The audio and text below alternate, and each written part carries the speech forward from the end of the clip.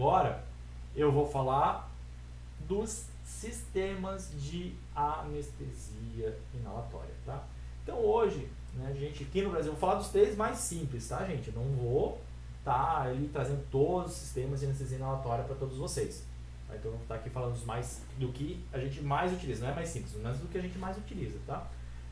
E são os sistemas abertos, né? Até bastante tempo atrás era chamado assim, de sistemas abertos, por quê? Porque eram sistemas que você não fechava o fluxo de ar, ele tinha um fluxo de ar contínuo, né? Não tinha como você fechar com uma válvula pop-off, então eram os abertos. Hoje a gente chama eles de sistemas sem reinalação, então são os abertos ou sem reinalação. Isso entra Baraka, BEM, entre outros, né? Tem vários sistemas assim. E depois os sistemas semi-fechados e fechados, que são os sistemas com reinalação, ou os sistemas circulatórios, né? Que o ar circula dentro deles. Vamos entender então aqui um pouquinho como é que funciona o sistema Baraka ou o sistema em T. Então assim, o sistema Baraka ou o sistema em T, ele nada mais é do que uma entrada de oxigênio próximo ao paciente, tá?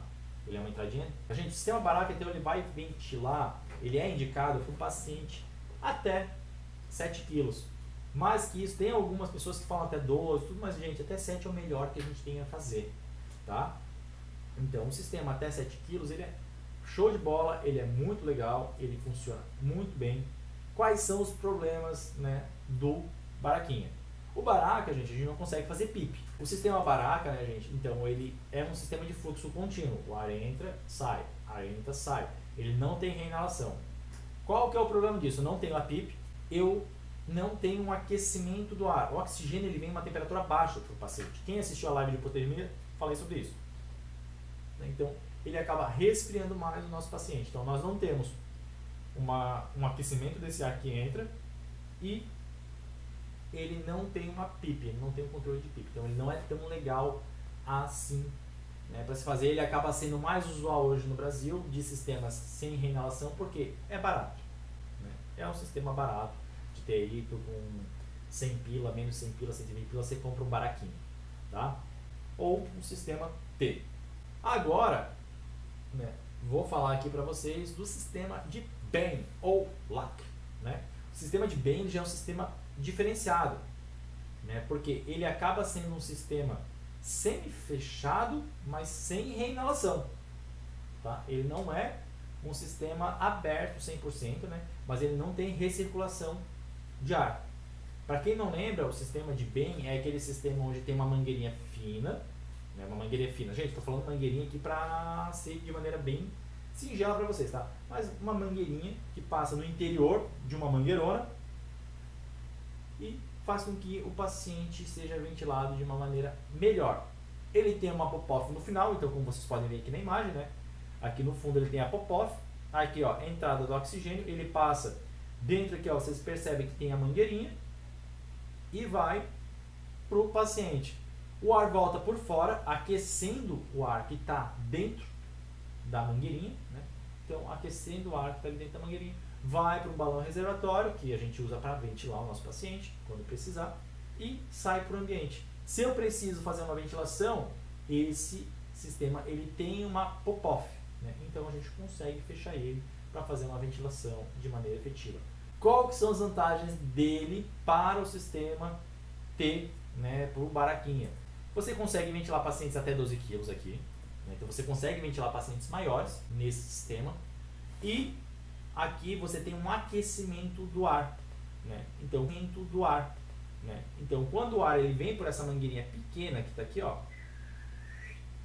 ele vem por essa mangueirinha, ele vai sendo aquecido pelo ar quente que sai do paciente.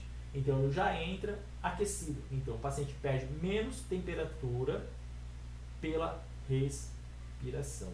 Agora, os sistemas com reinalação. O mais comum, né, gente, é o sistema circular. É aquele sistema que eu mostrei para vocês lá no primeiro aparelho de anestesia. Que ele tem uma fonte de oxigênio que vem direto do aparelho de anestesia, passa pelo paciente, volta para o sistema, vai para um reservatório, uma parte sai para o ambiente e a outra parte volta para o sistema, entra na calçadada, é filtrado e volta para o paciente. Esse sistema ele é bom porque qual que é a diferença dos sistemas de reinalação, com reinalação, para os sistemas sem reinalação? Bom, é um baixo fluxo de oxigênio, né? Então você tem uma redução do fluxo de oxigênio aqui, que embaixo já está até eles aqui, em comparação com os sistemas sem reinalação, tá? Mas ele é bem tranquilo de se fazer, ele é bem tranquilo de se montar. Existem as traqueias em Y pediátricas e as adultas, então as pediátricas são mais fininhas, então você consegue colocar um paciente de peso menor que 10 quilos para um sistema semi-fechado. É claro que aqueles pacientes micro, York, Pincher, Spitz, a gente não vai conseguir botar nesse sistema, né, porque eles são muito pequenos, a não ser que você tenha um aparelho de ventilação boa. Mas animais até 3 kg aí, você contendo uma traqueia pediátrica, você vai conseguir sim ventilar. Então, sistema circular, com os equipamentos, ele montado da maneira correta, até 3 kg, cara. Até 3 kg vocês conseguem fazer muito, muito bem.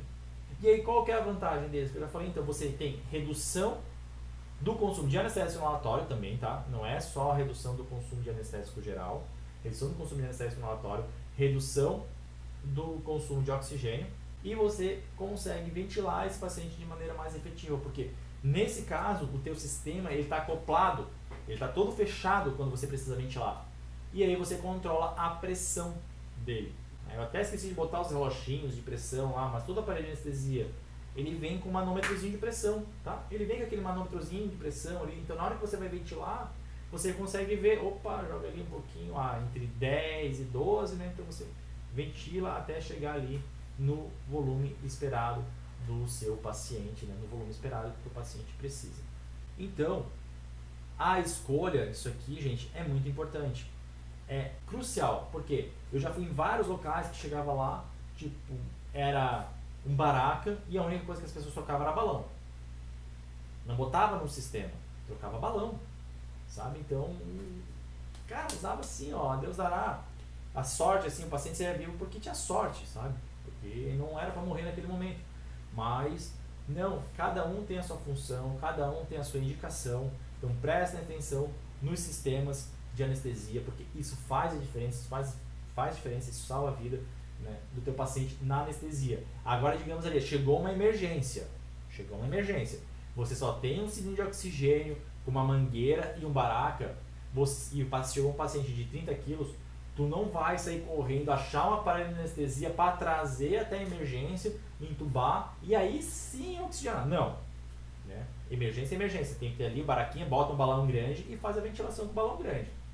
Mas agora a anestesia não. A anestesia é uma coisa programada, uma coisa ali que você vai usar um aparelho de anestesia da maneira correta, ele montado da maneira correta. Fluxo de oxigênio para cada sistema, né? Porque isso também é uma dúvida.